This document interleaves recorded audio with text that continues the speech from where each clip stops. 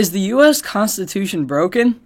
Recently, two Ivy League law professors published an article for the New York Times stating the Constitution is broken and should not be reclaimed.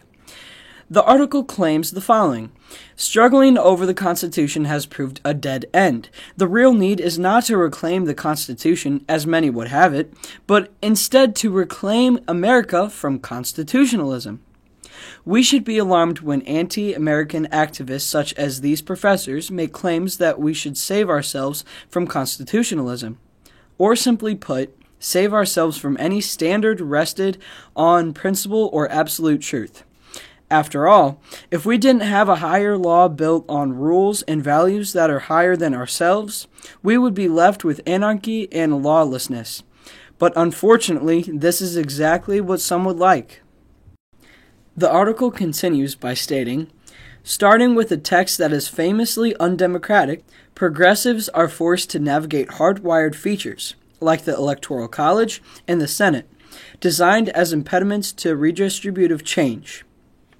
These hardwired features are meant to do exactly that, serve as an impediment to those who would rather appeal to the whims of party politics over enduring principles.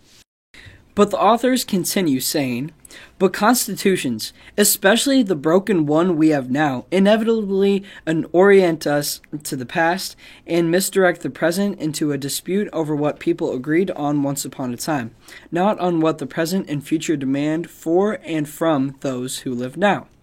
For a document that has existed and successfully governed in an ever-growing nation for 234 years, it is hard to make the case that it is not applicable or proven to work in our present day. In contrast to Venezuela, which has had 27 constitutions since 1811, averaging a new one every 10 years.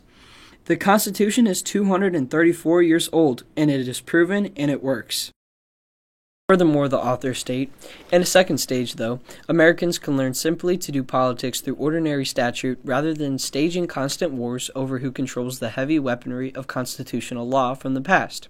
If legislatures just passed rules and protected values majorities believe in, the distinction between higher law and everyday politics effectively disappears.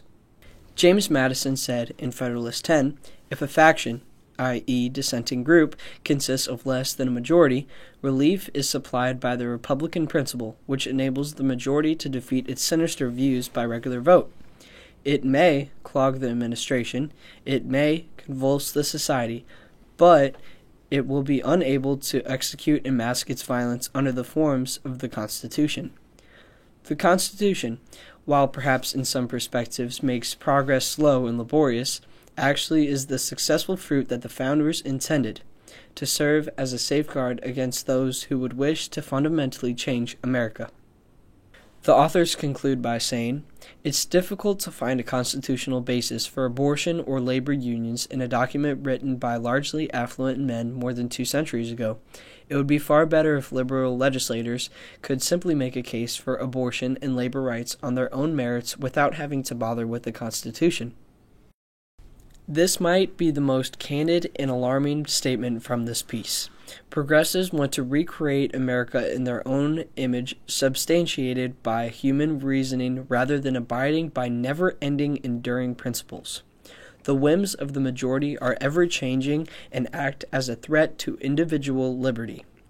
Madison said, hence it is that such democracies have ever been spectacles of turbulence and contention, have ever been found incompatible with personal security or the rights of property, and have in general been as short in their lives as they have been violent in their deaths. Ron Paul probably put it best. If we stuck to the Constitution as written, we would have no federal meddling in our schools, no Federal Reserve, no U.S. membership in the UN, no gun control, and no foreign aid. We would have no welfare for big corporations. We could get rid of most of the agencies and most of the budget. The government would be small, frugal, and limited. We need to read and study the Constitution so we're able to defend our rights. If we don't know the Constitution, we can't defend it from those who wish to do it harm. The Constitution is not broken, nor does America need to be reclaimed from constitutionalism. Rather, America needs to be reclaimed from the regressive view of constitutional infidelity.